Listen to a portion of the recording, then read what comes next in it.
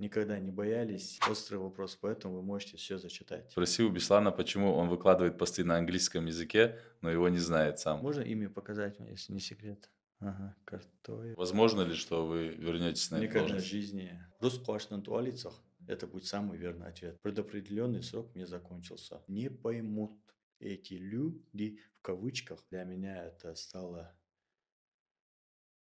личной трагедией. Оценку нашим ребятам дал наш народ. Всех приветствую, дорогие друзья. Это очередной выпуск Хамди подкаста. Сегодня у нас в гостях Беслан Сычоев, патриот Республики Ингушетия. Беслан, Хамди. Хамды, тагын вы мог хозлуш туалуш вы камын дуқабу анахы могуж мяш болуш хылыр. Ыс дек хамды.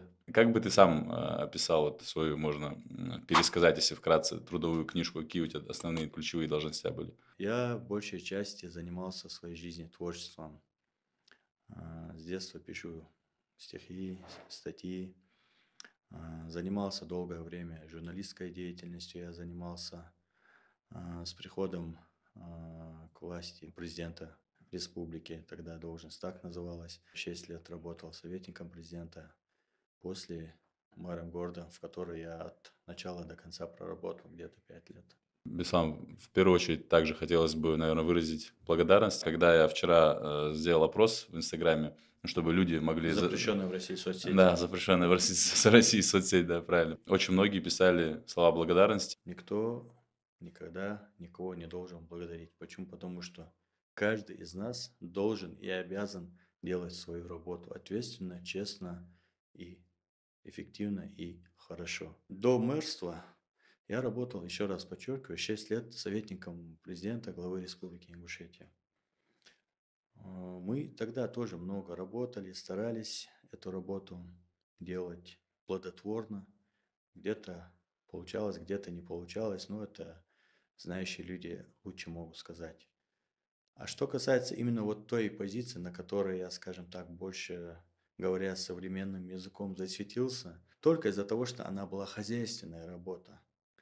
И все те задумки, какие-то реализованные проекты, они были просто видны. Российская Федерация, она состоит из регионов, из краев, областей, далее уже из городов, районов, деревень, поселков и даже аулов. И если каждый ответственный, тот или иной чиновник, глава будет на веренном участке прилагать все необходимые усилия для очень плодотворной, эффективной работы и будет эту работу делать и честно, и умело, я думаю, вся наша страна, она будет еще больше и лучше преображаться. Когда вы говорите благодарные люди, я, конечно, в душе искренне этому рад. Но, еще раз говорю, мы делали то, что обязаны были делать. Я, наоборот, людям благодарен и всегда говорю, и с нами, и до нас, и с нами, и без нас, и наша страна, и наша республика, и развивается, и преображается. Это был такой этап, ну, так как вы сказали, без упоминания вот этого периода никак нельзя. Я только поэтому как бы затрагиваю с вами эту тему. Любой человек, и работая где-то, занимая ту или иную должность, и нигде не работая, занимаясь каким-то общественно полезным делом, всегда может оставлять за собой яркий, красивый след. Говорите, что благодарить не нужно, но это такая утопия, мне кажется. Если бы все были бы на должностях, вот занимались бы ответственно, как надо, с чувством, с толком, это было бы, конечно, прекрасно, но мы же знаем с вами, что в действительности это не так. То есть, поэтому именно за это люди и благодарят, потому что когда человек ответственно подходит к своей работе, переживает, это видно же, это видно и по лицу, и по поступкам, и по самому городу, вот в вашем случае. Вот я, например, отсутствую, да, и приехал. Я вижу изменения. Я вижу на тех участках, где при мне что-то было плохо, сейчас стало лучше. Я этому очень радуюсь, искренне радуюсь. И хочу, чтобы люди тоже видели эти изменения. Не оглядывались назад. Наоборот, должен быть принцип. Вот у меня был принцип никогда не оглядываться назад, первое. И второе, и люди тоже это не должны делать. И не должно быть никаких сравнений ни с кем. Есть сегодняшние реалии, да, и сегодняшняя ситуация, сегодняшний день. Стараться даже те какие-то свои замечания все равно вот в рамках какого-то культурного диалога их высказывать. Только помощь, поддержка в плане не только душевном, но и если надо, хоть руками поработать, но только без оглядки назад мы должны идти вперед. Вы, наверное, в курсе, что вот проходил недавно у нас проходило мероприятие недавно в Сунже, приуроченное к 100-летию государственности Республики Ингушетия. Вот как относитесь к самой вот этой дате и в целом к мероприятию? Просто там было мало людей, обратили на это внимание, по тем или иным причинам. Говорят, кто-то кого-то без паспортов не пускали, были желающие. Кто-то там в Инстаграме было, вот в связи с последними событиями в Вайлдберрис, мы к этому вернемся. Вот, но людей было мало. Что можете сказать по этому поводу? Я просто не в курсе по поводу мероприятия, по поводу культурной программы. Не потому, что до меня не довели эту информацию, а потому, что я как-то сам не был в это вовлечен, не знаю. И не знаю, как оно проходило в целом. Если я не ошибаюсь, это же не одно, а много разных было мероприятий. Ну, в Сунже было прям там похоже на концерт что-то было, да, там сцена стояла, да. Стоит ли такие мероприятия, такие даты отмечать? Я считаю, что с какой-то степени, наверное, что да, потому что это, ну, это история. То есть вот Если это отмечать это необходимо отмечать. да. Столетие нашей государственности– это очень важная дата для каждого ингуша, ингушки, в какой бы даже стране они ни находились. Там были озвучены и трагические наши даты, вот 44-й год, 92-й и так далее. Вот наша же молодежь должна знать об этих вещах. Просто замалчивать их, я считаю, что тоже неправильно. Можно было, да, саму культурную программу где-то изменить, подкорректировать, например, меньше музыки, салют убрать и так далее, но Ну, это основные, технические моменты. То, о да, чем вы говорите сейчас, это все технические моменты. Я говорю о самой дате, сути, да. о сути этого праздника. Это для нас действительно праздник. Такой вопрос более простой, чуть отвлечемся. 3 любимых ваших города в России. Я бы выбрал три города без Москвы и Питера, так Давайте, как они да-да. априори же являются, главным, тем более я в Москве периодически жил в разные года, в разные времена, находился, работал, долгое время там жил, поэтому Москва для меня любимый город, Питер, хоть я редко был, бываю, но тем не менее тоже нравится город. Не был в Калининграде, я не могу сказать, насколько он мне так нравится, город, как бы по рассказам, по фотографиям. Но опять же, я там не был никогда в Калининграде. Есть повод посетить теперь. Да, есть.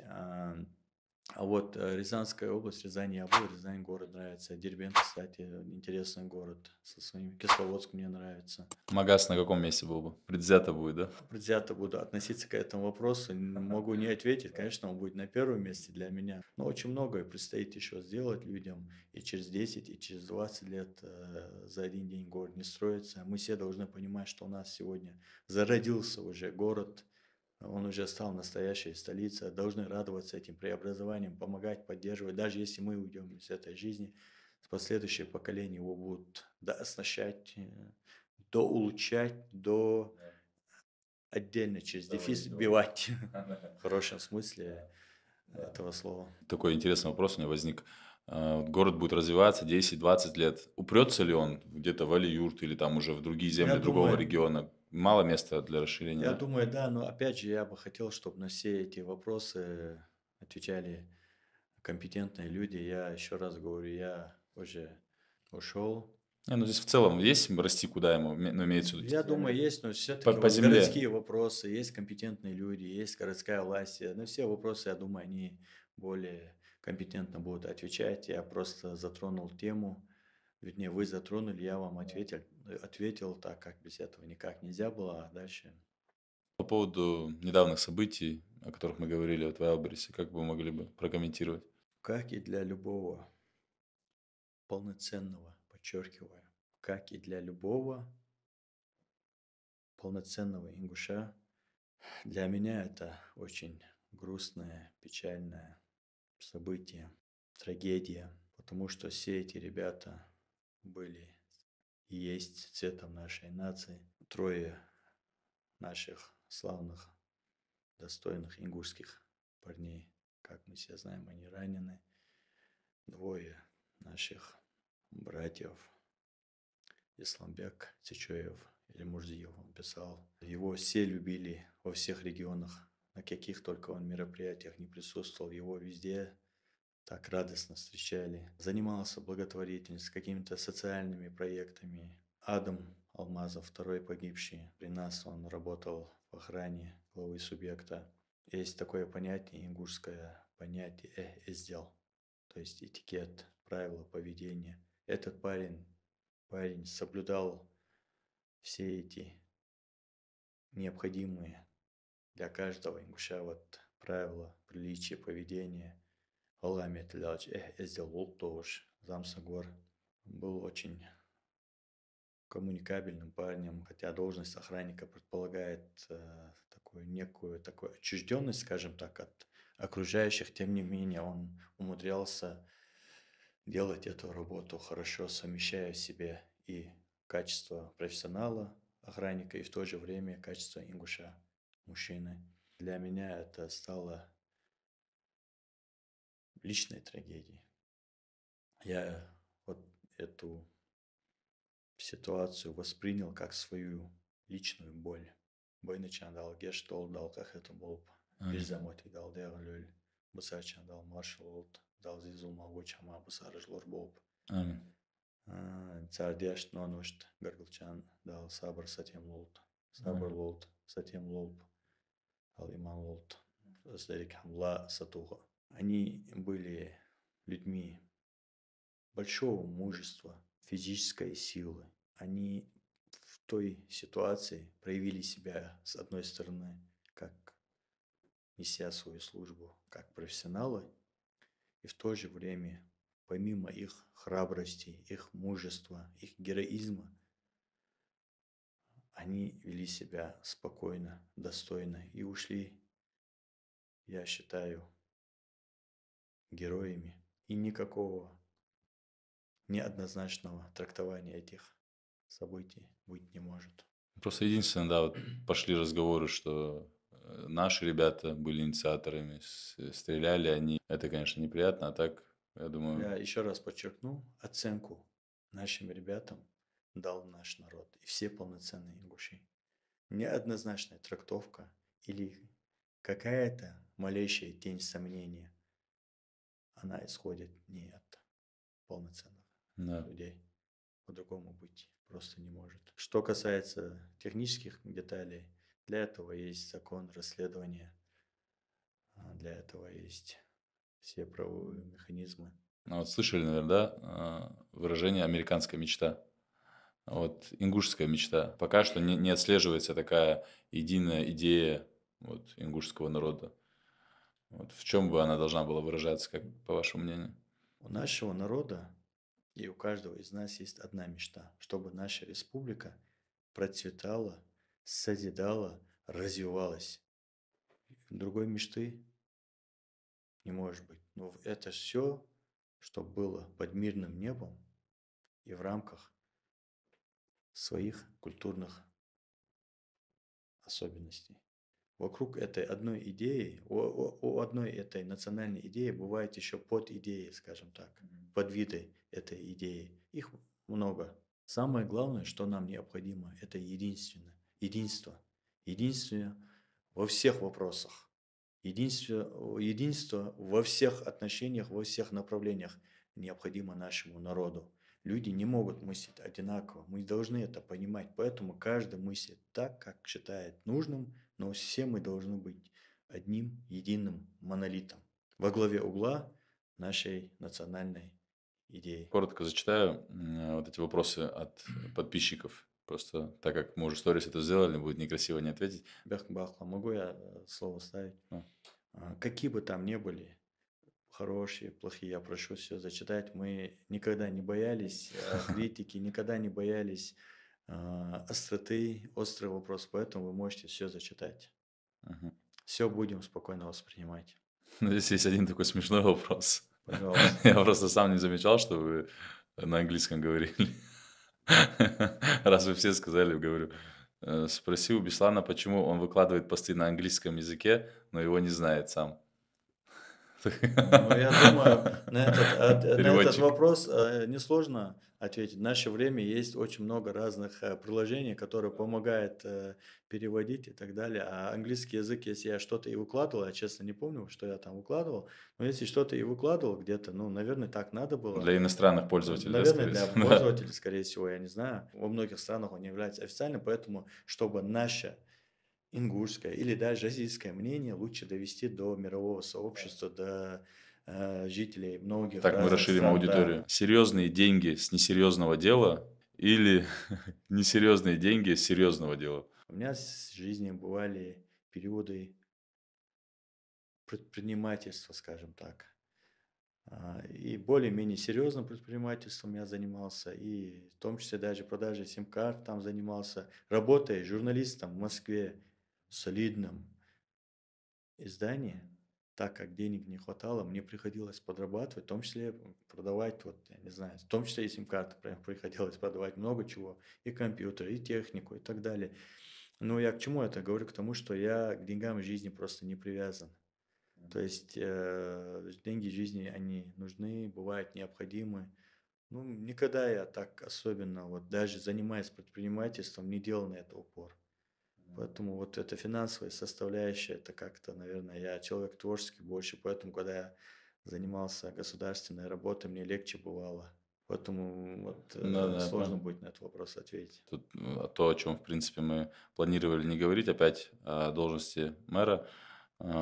Почему вы покинули этот пост, и вас очень не хватает? Ну, это Во-первых, прям ну, добавляет человек. Вас очень не хватает. можно имя показать, если не секрет? Ага, Картоева.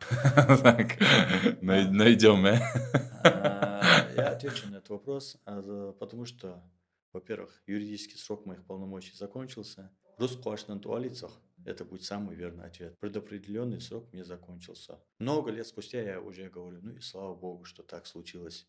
Хотя тогда я, конечно же, честно, искренне говорил, много разных идей надо добивать и так далее. Сейчас, оглядываясь назад, понимаю, слава богу, что так случилось. И сразу вот второй вопрос по этой же теме. Возможно ли, что вы вернетесь на эту Никогда в должность? жизни, я клянусь, сразу хочу себя заверить, это пройденный этап.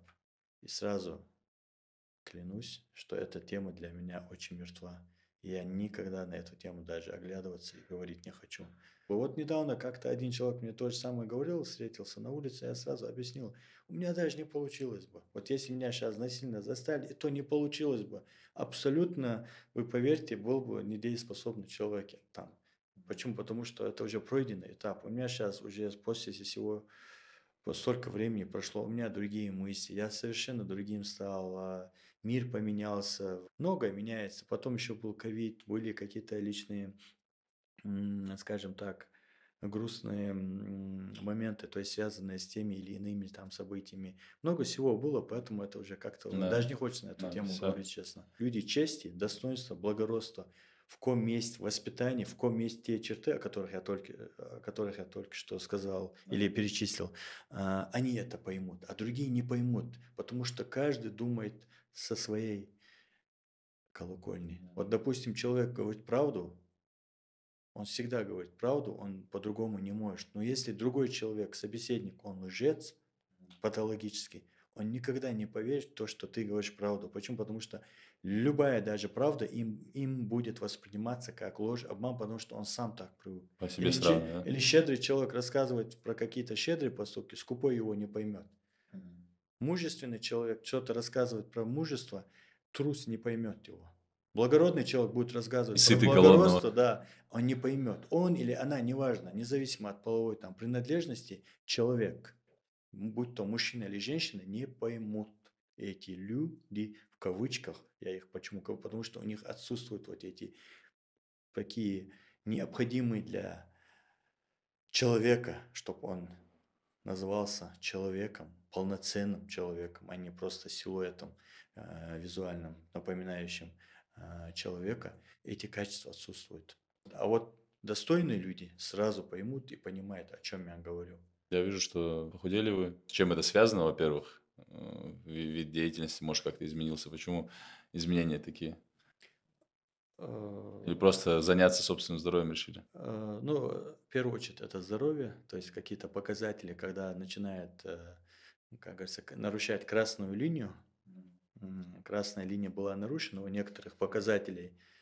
И я решил нормализовать, потому что каждый человек, особенно мужчина, должен все-таки вот эти моменты учитывать и быть дееспособным в той или иной ситуации. И то, о чем вы перечислили, понемногу. Как-то получилось почти 2 раза сократиться. Где мы можем вас увидеть на каких-то... Просто я почему задаю вопрос увидеть? Вы так или иначе же в медиасфере присутствуете, в Телеграме, в Инстаграме, в запрещенном Запрещенной да, России России соцсети. соцсети, да. И какие-то, может, должности планируете занимать? Не Знаете, обязательно мэра, может быть. во-первых, нет. А во-вторых, даже если было бы, да, в этом не было бы ничего плохого, конечно. Ну, во-первых, нет. Даже если, может, это и неправильно. Почему? Объясню. Вот люди почему-то считают, ну, многие люди, это у нас так принято, что если человек работал на той или другой должности, что он почему-то всегда должен занимать какую-то должность. Я еще раз говорю, я долгие годы работал журналистом.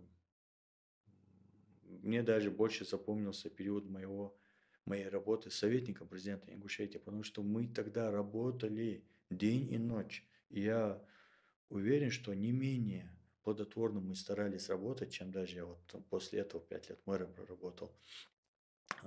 Я же после того, как ушел с должности мэра в Москве, 2 раза выходил на те или иные позиции, ну, в силу злых обстоятельств или в силу какого-то злого умысла, скажем так, приходилось менять свою жизнь.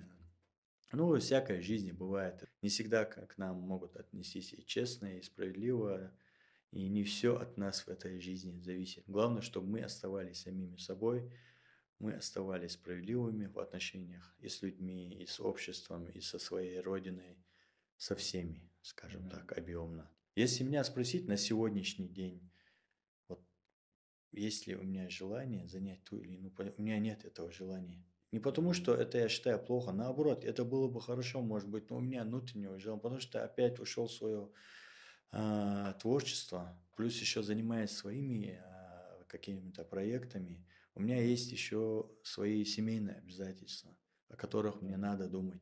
А когда ты начинаешь занимать должность и к ней надо ответственно относиться, семейные дела уходят в второй план. Работать на благо общества, страны, родины, республики, народа – это очень похвально. И я думаю, это должна быть наша главная цель – быть альтруистом. И это не от нас зависит. В ком-то это заложено, в ком-то это отсутствует. Я думаю, во мне это может быть заложено. Но, тем не менее, забывать о семейных обстоятельствах мы не имеем просто права. У нас нет такого права. Нам оно не дано. Поэтому все идет так, как должно идти. Мне сегодня очень комфортно.